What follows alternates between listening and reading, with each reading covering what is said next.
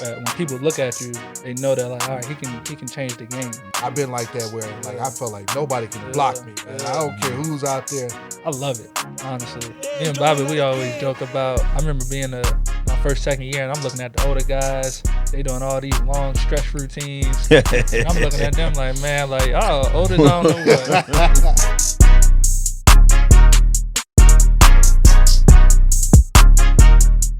The Players Club is presented by Pepsi, the official soft drink of the Washington Commanders. Welcome into the Players Club. I'm London Fletcher, joined by Santana Moss, and we got CB1. Yeah. We're going to call it Quarterback 1, Kendall Fuller. Yes, sir. Thanks. We appreciate you joining us, Yes, man. sir. Appreciate No y'all doubt, having me, man. Thank you. Another interception for you there. This time, you sealed the game win against the Falcons with that interception in the end zone. What was going through your mind on that drive as the Falcons are kind of going down the field? I think really just getting the stop. I think it was, 6-point game? Yes. We knew if they get a touchdown on the field goal, our offense would have to go back out there. And I think anytime you're a defense, you don't even want the offense to have to go back out there, especially when it's in your hands. So I think for us, especially once they got down there, it was just all of our mentality was they can't get in. We got to do whatever we got to do to make sure they don't get in and try to end it on defense. You know, what is it like to have those moments, man, when you can be a difference maker in a win or a lose? I think when you look back at week before last, you started the game off with a pick six. That was your first, I think. Yeah. And then this year, you know, and I know I'm familiar when it rains, it pours. So I'm pretty sure you know that too, and you have that feeling. But did you come into this week saying to yourself, like, hey, I'm in that zone already. All I needed was one. Yeah. And now you ended the game with a pick. You know, what is it like to kind of, you know, have that feeling of say, hey, you know, I made the difference that, you know, gave us the win. Yeah. I think once you get that one, you know, that first one, you always searching for it. You searching for it any way you can get it. And then once you get that one, it's kind of like you just start getting relaxed and you just start vibing out in your own little zone. And it's big, man, especially in the secondary. You know, you wanna be a guy that when people look at you, they know that like, all right, he can change the game. You know what I mean? And I think even the pick six, I took a lot of respect for it because everybody was like, dang, like that's your first one?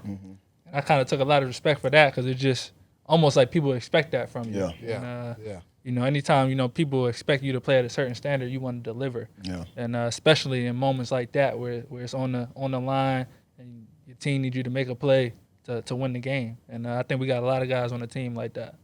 When you Tad and I, we were talking on the Command Center show, and we're talking about getting in the zone where him as a receiver is like, man, I don't care who's guarding me. They can't. I'm just going to the balls. I'm going to make plays. I've been like that where, like, I felt like nobody can block me, man. I don't care who's out there.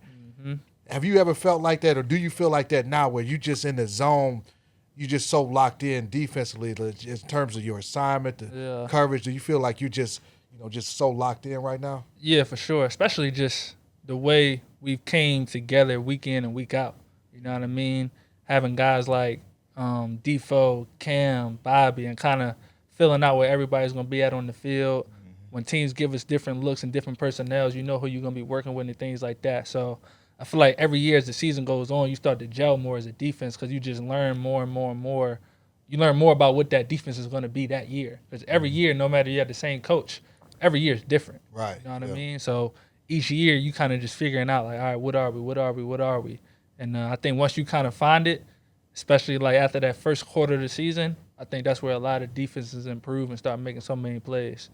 You know, speaking of gelling, if you look at last season, I mean, it's a slew of playmakers out there on the defensive side of the ball, especially up front. And if you look at some of the things you guys doing a year later together collectively, what was it that made the things look so drastically different? I mean, because it just looked like a total different defense, and it's a lot of the same guys out there. I think a lot of it is just gelling more, just in terms of like all the different personnels we have, like so many guys playing different positions. So like me going out there at corner now, I'm like, all right, when we get these personnels and these looks, I know I'm gonna be working with Bobby, and like me and Bobby able to communicate. I know Bobby likes to play things this way when he's down there. I know Cam likes to play it this way when he's down there. I know how Defoe plays in the post versus how Bobby might play in the post. You know what I mean? So it's all those little different things that, and even before that, you might be playing good defense, but then that one step that can be the difference between making the play, getting your hand on the ball, and not. So it's basically getting familiar with the guys that you're basically playing together, playing with. I know Smoot talks highly about that. Just him and Sean Springs having they just knew each other. Like he'd tell him, like, if somebody came in motion, hey, baby, you got him. You know what I mean? You switch out or whatever. It's extremely important with that cornerback safety relationship. So, 100%. I mean, because based on splits, pre-snap, reads, formations, those guys got to be so in tune. Yeah. Linebacker, I can, me and my linebacker, we can not necessarily be all the way on the same page and then not be six. Yeah. But if the corner and the safety not, Six. they see things, it's sick. Yeah. You mentioned the first quarter of the season, totally different secondary. William Jackson was here. Benjamin, he was playing in the slot. You were playing outside. Now, Jackson been traded. St. Juice, he's been out. He's the outside corner now. You're still inside. And then, outside. And we've had, I think, 3 different nickels. Now Bobby McCain is the nickel. The versatility you mentioned. Yeah. How was that, like, going from that initial starting secondary to where you guys are now and the evolution of that? Was that a big challenge for you? I mean, I don't think it was a big challenge for me, just because, like, I've had years in my career to where I'll be inside in nickel, but then in base, I'm outside. So I've kind of been familiar with going inside, going outside, but it's just some people just look at it as like, oh, well, like once you line up there, like you should just be able to whatever type of player you are, you should just go and do it. But it's like, nah, like we're all out here working as a group. You know what I mean? And I think like when you're understanding and you learn, like knowing each other's strengths and weaknesses, knowing where each other are gonna be. Like I remember there was a play against Houston where I came to the sideline and like Cam was always a certain player, and based off where Cam was, I knew I only had to play certain routes because I knew Cam would get there. But then when there was a different body, I'm like, all right, I got to play it different if it's not Cam. You know what I mean? Those are the little differences that gives you a one step to be able to make a play or get an interception. You look at the young guys, man, the growth of Derek Forrest, Defoe, Juice, St. Juice, Cam, another young guy only in his third year. What's it like just seeing those guys develop and play at the level that they're playing at? Yeah, I love it, honestly. I know me and Bobby, we always joke about, I remember being my first, second year, and I'm looking at the older guys. They doing all these long stretch routines. And I'm looking at them like, man, like, oh, older, I don't know what. And like now I got them looking at me the same way. But I think the biggest thing is just like the confidence they coming out with. You know what I mean? Like, I know Juice, anytime we see him hit that celebration, I love it. You know what I mean? Because he locked in. He's confident in what he does. And we just try to get him to play to his strengths, and that's something I think he's been doing this year. And even Defoe getting around the ball. And we stay on Defoe, just his energy. The way he plays, the way he runs around the field is contagious. And he a hit, too. Yeah. I know my oldest brother, he texted me I think yesterday, talking about Defoe, just like how you can feel it. He see it. You know what I mean? You can feel it, you can see it. And, me, as corner outside looking in, seeing him run around the field, I want to hit something too now. You know what I mean? And just that contagious energy that he brings on the field. You know what I mean? I think the biggest thing is just the confidence. That confidence, what you're speaking of, is big because as a guy watching you guys, you can see it, especially up front. Yeah. What is it like in the secondary? I tell folks this all the time. As a receiver going against any guy in the secondary, I'm like, look, the guys in the back end is as good as the guys up front. To see your guys up front, I mean, these guys are relentless. Yeah. What is it like knowing, like, look, we got a matter of time, this ball coming out because them boys up there hunting. They hunting. What does that do to your game? Because they got to speed everything up. That clock has to be sped up. That's exactly what I was going to say. That clock speeds up. You know what I mean? It's certain routes to where, I forget who we were playing, but they ran a route on me one time, and receiver had kind of got me. But like after the play, I was kind of like laughing, like y'all really think y'all had time to run this? And that's what they do, dog. Yeah. And we try to, our biggest thing is we try to help them out. You know what I mean? We try to play tight coverage, make the quarterback, just get to a second or third look, kind of make them, pump fake, because that gives them that extra second. Get them but that for us, it speeds up that clock. Yeah. We know certain routes that we can eliminate just off of the fact that you're not gonna have time to run this. Man, you hit the nail on the head. One thing I've noticed about you guys, some of the creativity in terms of being able to play different guys in different positions. It was one time looking at rewatching the game against the Falcons, and one of the linebackers or safety ended up playing. You always end up playing cover 2, but it was like different bodies playing cover 2. Yeah.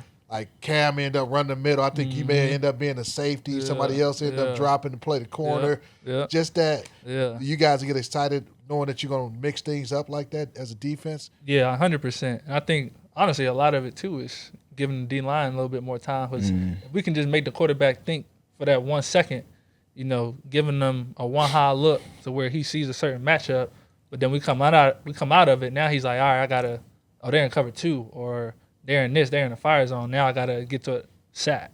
You know what I mean? So it's fun because I think guys love being able to do different things. You know what I mean? It makes the game fun, and each week is different. And I think it brings us a challenge individually because you got to be able to know multiple positions, be able to play multiple positions, and learn the ins and outs and the weaknesses of what you're doing. So it's definitely a challenge, but it also helps us as a defense because it makes the quarterback think, which in turns gives us sacks or makes them throw it in there and throw that we can get our hands on. This can be my future. This is something I can do. So when you're out there, you're grinding and you're working, you got a visual that you're going off of. One of your teammates at Good Counsel was Stephon Diggs. Mm-hmm. And I think ultimately the main thing that got me to Virginia Tech was... Time for the player profile presented by Pepsi, the official soft drink of the Washington Commanders. I want to go back, though, to high school. Grew up in Olney, Maryland. Went to Good Counsel. Good Counsel. Mm-hmm. One of your teammates at Good Counsel was Stephon Diggs. Mm-hmm. What was it like going against him in practice? Was he as good as he? Did you see him on that trajectory even back in high school? 100%. When I grew up in Baltimore. Ended up going out to Good Counsel, and I think my sophomore year we had Steph, but we also had a guy named Blake Countess. He played in the league for a little bit. Went to Michigan. And my sophomore year, they used to tear me up. Tear me up. I mean, like, they'd take me to different camps, and even just one-on-ones was. And it's funny because you go to high school now, and it's like sometimes that competitiveness isn't there. It ain't there. You know what I mean? And it's kind of just like kids don't want that smoke, man. And like for me, like especially I grew up with all brothers, and having guys like Steph, Blake, we used to go at each other's neck. You know what I mean? And it made Friday nights, the games, it made it so much easier because I'm getting my best in practice. Yeah. But it was, Steph was different even in high school. Dog. Did Steph play both ways in high school? Because I heard he played a little he DB played also. Corner too. Okay. Yeah, How was he at the corner? He was a dog. Was he? Yeah, Steph was a dog. He was gonna hit. Really? He could cover. Honestly, he could do it all. But he just wanted the ball in his hand. Yeah. He wanted the ball in his hand. But me and Steph used to go at it. I always joke about him. Because before he went to the Army All-American game, he had came down to Baltimore to get some one-on-ones just to get some work. And me and him always joke about that story, just like us going at it. But that definitely helped me. Being that Good Counsel, just around like that environment of guys, I think that helped me and shaped me a lot. Coming out of high school, you were All-American too, and you chose V-Tech over Alabama, Florida, Clemson, Michigan. I know your older brothers went to V-Tech, so was it always going to be V-Tech for you and those other schools kind of wasting their time? I called Clemson to commit to Clemson. And son just told me to hang up the phone. Really? Yeah, son told me to hang up the phone. I don't know what it was. I don't know why. And I love Clemson. My biggest thing with Clemson was, I think at that time they had Sammy Watkins, D-Hop, Martavius Bryant. I'm like, dog, I'm going to get to work every day. Like that's gonna set me up. Right. You know what I mean? On Saturdays against whoever else I'm playing against. And I think ultimately the main thing that got me to Virginia Tech was Torian Gray, the defensive back coach. Oh yeah, I know Torian. Yeah, just the way, I mean, he was putting guys in the league back to back to back. I think for me it was Kyle, J-Ron Hosley, Rock Carmichael, so many different guys, and just like the way he prepared guys and the things that they asked him to do. You learned the game of football. And I think that prepared me a lot for the next level. What was it about you guys' upbringing that they gave y'all what y'all have? I mean, I thought what me and my brother had a chance to share was, exceptional. You know what I mean? So my mom and dad, I mean, folks would say that to us in our neighborhoods, like, man, your mom and dad put 2 NFLers out there, and I'm like, it would have been 3 if my younger brother went and broke his leg in college, and he just kind of fell out of love with it. But what was it about y'all? Just that because sometimes you have a little luck with that, but sometimes also, man, it's just the upbringing. It's just somebody gonna lead the pack, and that's how I felt like I was in my household.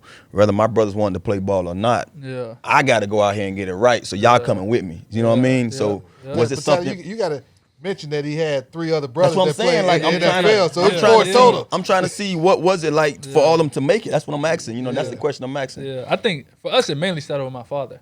My father, he like, we didn't do anything but play sports, and then like the main thing with him was he was like, y'all gonna go to college, and he didn't care what it was for, academically, sports, but like y'all gonna go to college and you're gonna get a scholarship. And then the other part was, he didn't want us just out roaming around the streets doing X, Y, and Z. And I remember, I tell people all the time, I think like when I was 10 years old, I was crying. I didn't want to play football no more.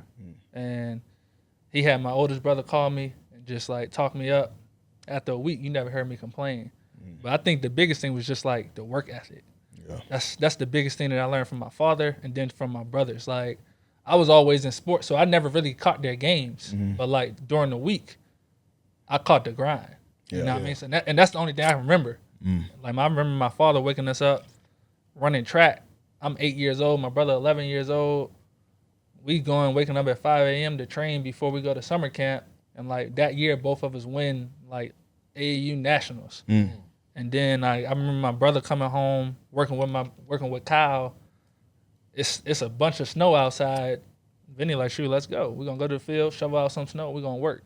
So I think just that work mentality that my father instilled in us from a young age, and then for us seeing my brother and just like the things that he did and the work that he put in to get to where he was, it was like, for me, all I had to do was just follow right behind him. How big of a gap that was for your other brother, your oldest brother, to you and your other brothers? From Vinny, he was 13 years older than me. Oh, gotcha. So, wow. Like, Vinny talks a lot now. Like, I got a nephew who's 4 years old, and Vinny like, hey, I need y'all to stay in as long as y'all can so he can see it. Yeah. Because, like, for us, I was 8 years old. We're going up to Virginia Tech to watch him play.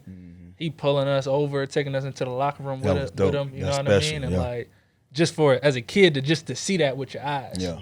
You know what I mean? I think that did a lot for us, just to see, like, okay, like, this can be my future. This is something I can do. So when you're out there, you're grinding and you're working, you got a visual that you're going off of. What was it like being on the same field? It doesn't really hit you how special it really is when you're in it. We got to work on some of these signatures. Be sure to listen to the extended version of the Players Club podcast wherever you get your podcasts. Plus, you can watch on Commanders YouTube and Commanders.com.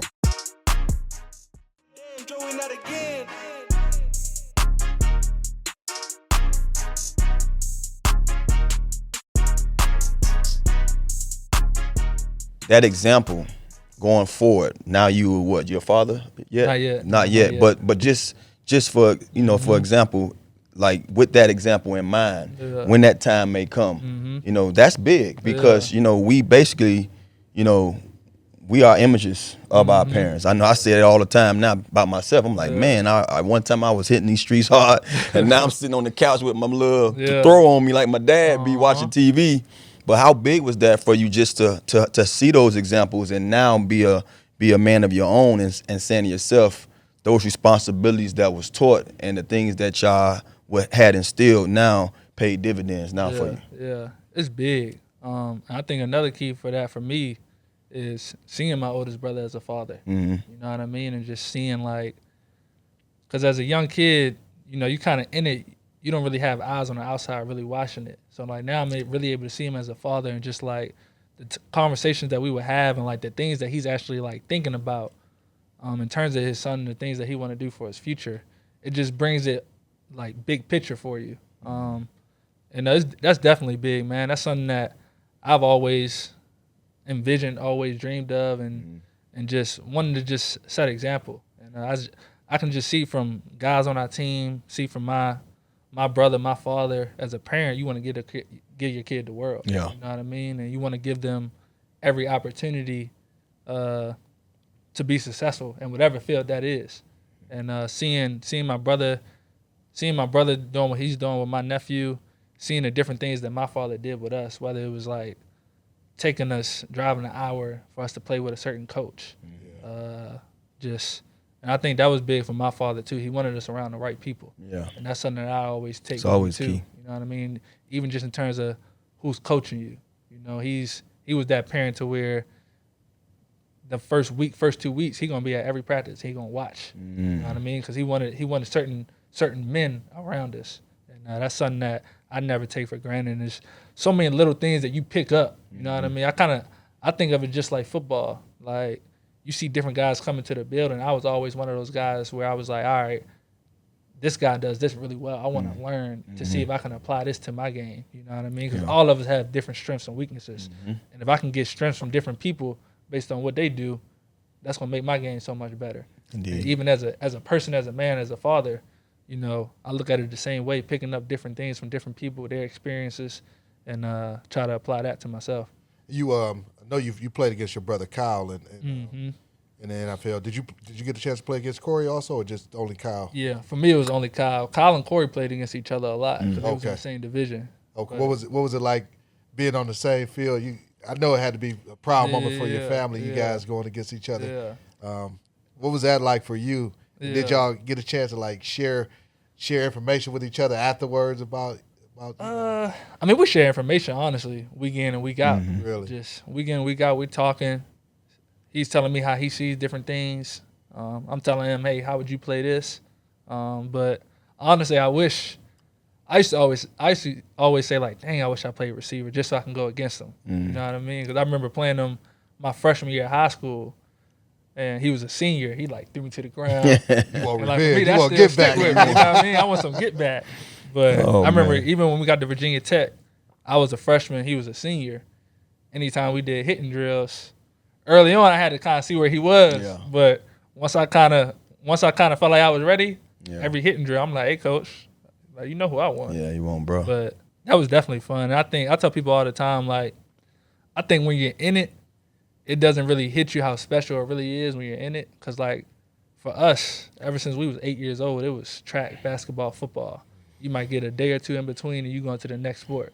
So for us, it was kind of just like, this is what we've been doing our whole life. But I think when we look back at it, you know, especially when I'm done, I think I'll like be able to appreciate how special it is even more. You know, you got a stretch of games coming up, and I probably already asked you this question. I already, like, from being a former player, I kind of know what the answer is. But what's the focus? I know the listeners and the watchers, they don't know. So what's the focus going forward? And I mean, especially with the high, you guys have been on this high to me defensively since week 3. If you had to ask me, the wins wasn't adding up until, but the play was.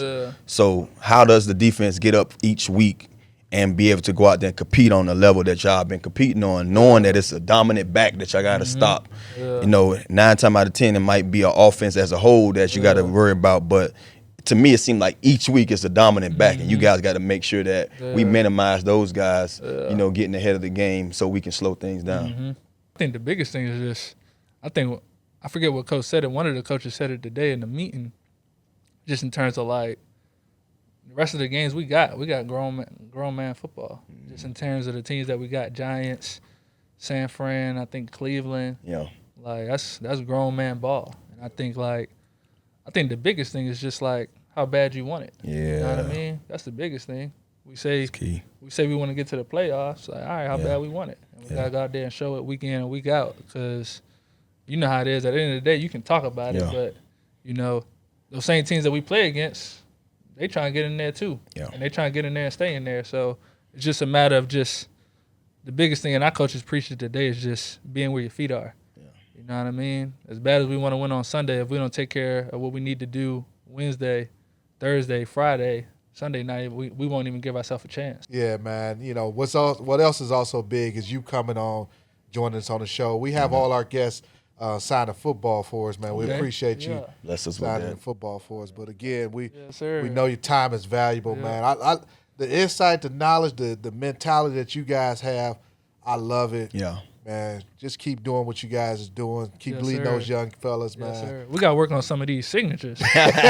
Well, you as a vet, you gonna have to teach them. I'm gonna go. I got JD right. JD is good But now. look, don't worry, cause look at me. I'm a vet, and I ain't boy. My thing is scribble scratch. I mean, I just found something that looks good and say I'm gonna go with it. I'm gonna stick to it. Oh man, we appreciate you joining us, I man. appreciate y'all. Yeah, no doubt.